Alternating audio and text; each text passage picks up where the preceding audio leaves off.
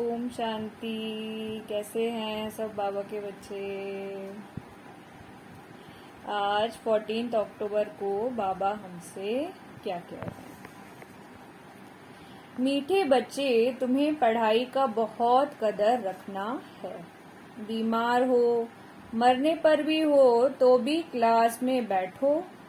कहाँ जाता ज्ञान अमृत मुख में हो, तब प्राण तन से निकले। कई बच्चे भी बाप से बेमुख करने के निमित्त बन जाते हैं। कब और कैसे? जो आपस में भाई बहनों से रूठ कर पढ़ाई छोड़ देते हैं और गुरु के निंदक बन जाते हैं, उन्हें देख अनेक बाप से बेमुख हो जाते हैं। आज अच्छा पढ़ते, कल पढ़ाई छोड़ देते तो दूसरों को कह न सकें कि तुम पढ़ो। ऐसे बच्चे ऊंच पद से वंचित हो जाते हैं। महफिल में जल उठी क्षमा, गीत का अर्थ बच्चों ने समझा। जिन्होंने यह गीत बनाया है वह उनका अर्थ नहीं जानते। देखो कितने वेद शास्त्र उपनिषद बनाए हैं, परंतु एक भी यथार्थ अर्थ को नहीं जानते। यथार्थ अर्थ न जानने के कारण waste of time, waste of money करते हैं। बाप समझाते हैं, तुमने बहुत बहुत मंदिर, वेद, उपनिषद आदि बनाए हैं, यज्ञ जप तप किए हैं, कितना पैसा खर्च किया है, यह बाप किसको समझाते हैं? जो जीते जी मरकर बाप के बनते हैं, तो तुम बाप के बने हो तो गोया जीते जी मरे हुए हो। तो अब बाप के साथ चलने की तैयारी करनी है। यह नहीं कि वहाँ तुम्हारी कोई बर्थडे या बरसी आदि मनाएंगे। यहाँ गांधी की कितने धूमधाम से मनाते हैं। ऐसे नहीं कि शिव बाबा ज्ञान देकर चला जाएगा तो फिर तुम सतयुग में उनकी जयंती मनाएंगे नहीं। आधा कल्प जो भी शरीर छोड़ेंगे तो उनकी बरसी क्रियाकर्म नहीं करेंगे। गौ दान करना, पितरों को खिलाना आदि नहीं होगा, क्योंकि दान किया जाता है कि दूसरे जन्म में मिले। सतयुग में तुम इस समय की प्रारब्ध खोते हो। तो भक्ति की रस्म रिवाज और ज्ञान की रस्म रिवाज में अंतर है। जो भी विशाल बुद्धि वाले हैं वह इन बातों को समझेंगे, और जो कल पहले विशाल बुद्धि बने होंगे वही अब बनेंगे, क्योंकि फिर से वही पाठ बजाना है। ये चक्रव्यूह है पूरा, है ना। तो हमको ये अब सब ज्ञान बाबा ने दिया है।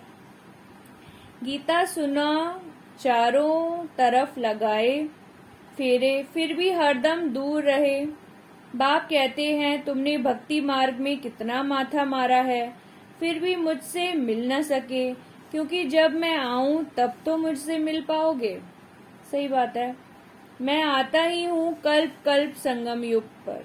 लोग कह देते हैं कि परमात्मा युगे युगे आता है, फिर कहते हैं परमात्मा के 24 अवतार हैं, तो यह रॉन्ग है। मुझे बुलाते हैं कि पतित पावन आओ, आकर पतितों को पावन बनाओ। तो अब तुम्हारी युद्ध है माया रावण से, तुम्हारी कोई स्थूल युद्ध नहीं है। तुम रावण पर जीत पाते हो, उसमें भी मुख्य योद्धा कौन है? काम। तो इस विकार पर जीत पानी है, अर्थात पवित्र बनना है। जब खुद पवित्र बनते हो तो बच्चों को भी पवित्र बनाना पड़े, ताकि वह भी विश्व के मालिक बन जाएं। अगर अभी तुम उन्हों को वर्षा देंगे तो क्या देंगे? ठिक्कर ढोबर देंगे। अच्छा देखो, अमेरिका है, वह क्या है? ठिक्कर ठोकर है, क्योंकि अब सब खत्म होना है। अब देखो मरेंगे कैसे। जैसे पहाड़ों पर जब बर्फ का तूफान आता है तो पंछी आदि सब खत्म हो जाते हैं, तो यह बॉम्ब्स के तूफान भी ऐसे हैं, एकदम मरते रहेंगे मच्छरों सदृश्य। तुम जानते हो कि हम देखेंगे कि कैसे सब मर रहे हैं। लड़ाई में देखो कितने मरते हैं। यहाँ मौत सबसे के सिर पर है। सतयुग के मौत का डर ही नहीं होता, क्योंकि वहाँ अकाले मृत्यु नहीं होती है। तो बाप ऐसी दुनिया में हमको ले जाते हैं। तो ऐसे बाप की श्रीमत पर चलना चाहिए। यह सुप्रीम टीचर भी है, तो बच्चों की पढ़ाई पर पूरा ध्यान देना चाहिए। बहुत हैं जिनको पढ़ाई का कदर नहीं है। समझो कोई सख्त बीमार है, मरने पर है, उसको भी क्लास में ले आना चाहिए। कहते हैं ज्ञान अमृत मुख में हो, गंगा का तट हो, तब प्राण तन से निकले। तो पढ़ाई का इतना कदर होना चाहिए। अगर लाचारी हालत में क्लास में नहीं ले जा सकते हो, तो उनके घर में भी शिव बाबा याद कराना चाहिए। परंतु पढ़ाई पर बच्चों को पूरा ध्यान नहीं है। बाबा कहते हैं रजिस्टर ले आओ तो मुझे मालूम पड़ेगा कि कहाँ पर कौन पढ़ता है। और बाबा पूछते भी हैं यह खुद पढ़ता है और को पढ़ाता है, क्योंकि इसी धंधे में ही कमाई है, बाकी सब धंधों में धूल। उन ब्राह्मणों के कच्छ में है कुरम, तुम्हारे पास है सच। तुम सचखंड की स्थापना कर रहे हो, तुम्हारे ऊपर बड़ी जवाबदारी है, इसलिए खबरदारी रखनी है। मेहनत है, पढ़ना है, पढ़ाना है, ऐसे नहीं सिर्फ पढ़ना है। तुम वृत्ति मार्ग वाले हो, 8 घंटा भल घर का काम करो। गवर्नमेंट भी कायदा निकालती है कि 8 घंटा काम करो। आगे जो तब स्टीमर बाहर से रात को आते थे, तो सारी रात भी दुकान खोलकर काम करते थे। तुमको भी घर के काम से फारिग हो फिर सर्विस में लग जाना है।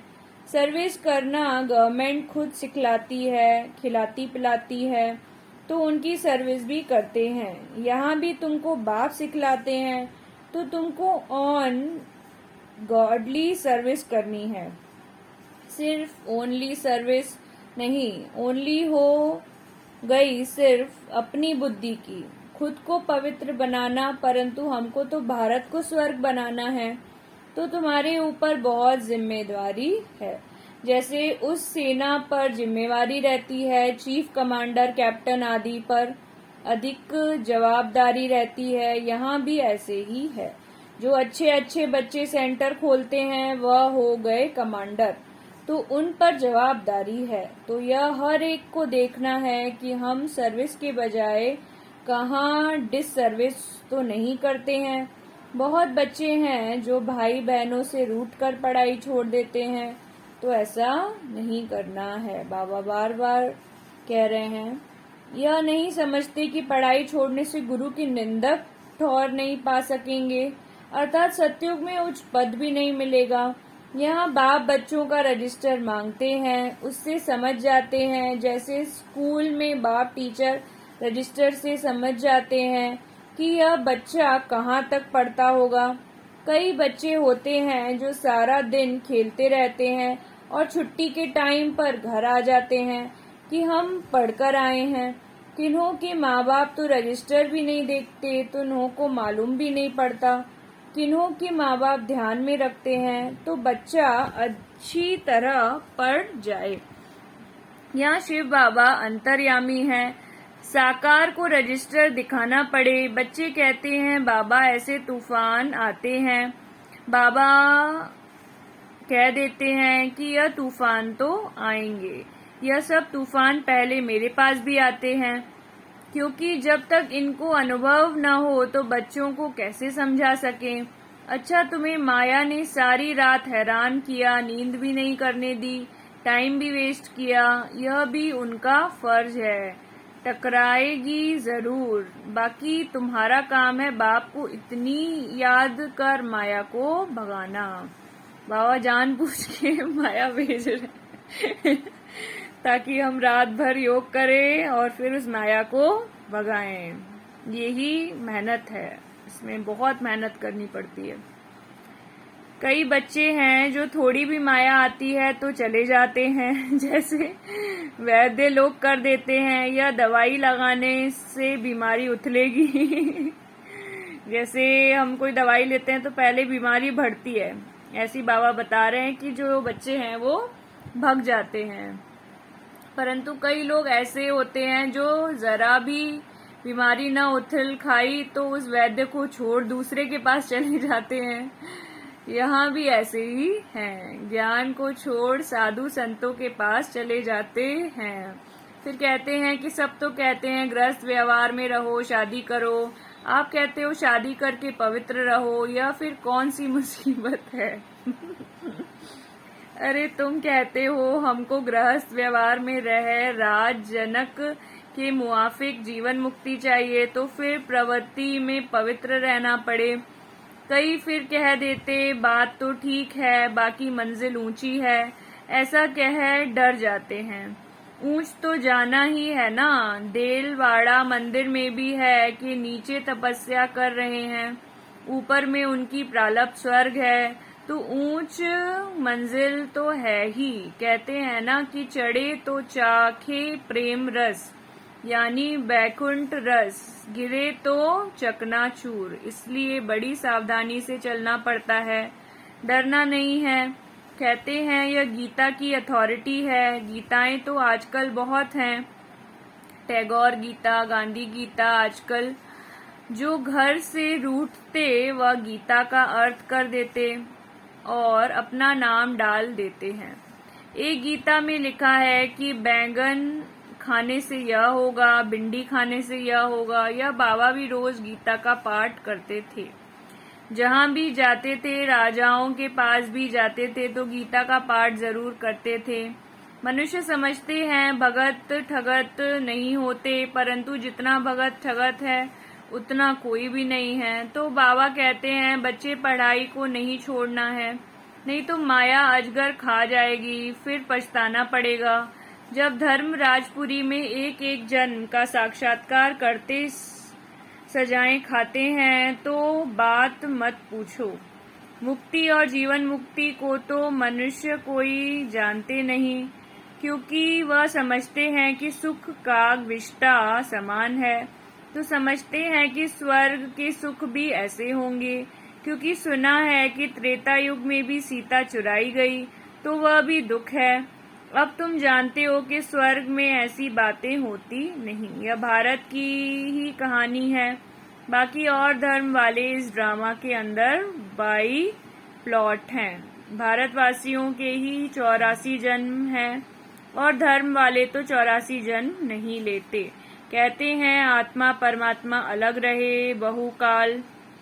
अब इस अर्थ को नहीं जानते हैं, गाते ही रहते हैं, जानते तो कुछ भी नहीं। यह ब्रह्मा भी बेगर था ना, इसने भी बहुत गुरु किए हुए थे, परंतु है सब ठगी। तब तो बाप कहते हैं ना सर्वधर्मानि परित्यज्य, वह उसका अर्थ थोड़ी जानते हैं। भल गीता पढ़ते हैं, परंतु जैसे जंगली तोते तुम कंठी वाले बन विजयमाला में पिरोए जाओगे। दुनिया वाले इन बातों को क्या जाने, उन्हों को अगर तुम लिटरेचर दो तो फेंक देते हैं। वे लोग क्या जाने ज्ञान रत्नों को। तुम बच्चों को कल्प पहले देवता धर्म के थे, अब वही ब्राह्मण बने हो। जो अब देवता बनेंगे वही कल्प कल्प नंबरवार पुरुषार्थ अनुसार देवता बनेंगे, और जो देवता बन न सके यह स्पेलिंग लग रहा है। वह गवर्नमेंट तो कांटों का सैंपलिंग लगाती है, यहाँ पांडव गवर्नमेंट देवता धर्म की सैंपलिंग लगाते हैं। कितना फर्क है। जब देवता धर्म का सैंपलिंग पूरा होगा तभी इस पुरानी दुनिया का विनाश होगा। तो विनाश के आसार तुम देख ही रहे हो कि कैसे यवानों और कौरवों की लड़ाई लगनी है। ड्रामा अनुसार नथिंग न्यू, कोई नई बात नहीं है। नहीं तो क्यों कहा कि रक्त की नदियां बहेंगी। कोई हिंदू थोड़ी आपस में लड़ेंगे। यह वार ही है यवनों और कौरवों की, और हम भी इस युद्ध पर हैं। We are at war. जैसे वहां भी कमांडर देखते रहते हैं ना कि लड़ाई ठीक तरह चल रही है कि नहीं। कोई ट्रेटर तो नहीं है, ट्रेटर के लिए बड़ी भारी सजा होती है। तो यहाँ भी ऐसे ही है। अगर कोई बाप का बनकर ट्रेटर बन जाते हैं तो धर्मराजपुरी में बहुत भारी सजा मिलती है। बच्चों ने साक्षात्कार भी किया है। जब काशी कलवट खाते हैं, बलि चढ़ते हैं, तो उस समय अनेक जन्म के पापों की सजा भुगतते हैं। फिर दूसरे जन्म में नए सिर से कर्म शुरू करते हैं। मुक्ति में तो कोई जाते नहीं। कहते हैं फलाना पार निर्वाण गया, परंतु जाता तो कोई भी नहीं। बाप को बुलाते हैं, पतित पावन आओ, सर्व का सदगति दाता एक ही है। यह तो समझ की बात है ना। बाप आते हैं तो कईयों को गति सदगति दे जाते हैं। परमात्मा ने अब ऑर्डिनेंस निकाला है कि पवित्र बनो। कहते हैं कि दुनिया कैसे चलेगी। अरे तुम कहते हो खाने के लिए नहीं है, प्रजा कम होनी चाहिए, फिर कहते हो दुनिया कैसे चलेगी। तुम बच्चों को अच्छी रीति समझाना चाहिए। अच्छा मीठे मीठे सिकी लदी बच्चों प्रति माता पिता बाप दादा का याद प्यार और गुड मॉर्निंग। रूहानी बाप की रूहानी बच्चों को नमस्ते। हम रूहानी बच्चों की रूहानी बाप दादा को याद प्यार और गुड मॉर्निंग। शुक्रिया बाबा, शुक्रिया। धारणा के लिए मुख्य सार। घर का काम करते भी समय निकाल रूहानी सेवा जरूर करनी है। अपने को सर्विस बढ़ाने का जिम्मेवार समझना है, डिससर्विस नहीं करनी है। पढ़ाने वाला स्वयं सुप्रीम टीचर है, इसलिए पढ़ाई का बहुत बहुत कदर रखना है। किसी भी हालत में पढ़ाई मिस नहीं करनी है। एकाग्रता के अभ्यास द्वारा मन बुद्धि को अनुभवों की सीट पर सेट करने वाले निर्विघ्न भव। एकाग्रता की शक्ति सहज ही निर्विघ्न बना देती है। इसके लिए मन और बुद्धि को किसी भी अनुभव की सीट पर सेट कर दो। एकाग्रता की शक्ति स्वतः ही एक बाप दूसरा न कोई, यह अनुभूति कराती है। इससे सहज ही एकरस स्थिति बन जाती है। सर्व के प्रति कल्याण की वृत्ति रहती है। एकाग्रता के अभ्यास से भाई भाई की दृष्टि रहती है। उसे कभी भी कोई कमजोर संस्कार, कोई आत्मा व प्रकृति किसी भी प्रकार का रॉयल माया अपसेट नहीं कर सकती। सेकंड में विस्तार को सार में समाने का अभ्यास ही अंतिम सर्टिफिकेट दिलाएगा। शुक्रिया। ओम शांति।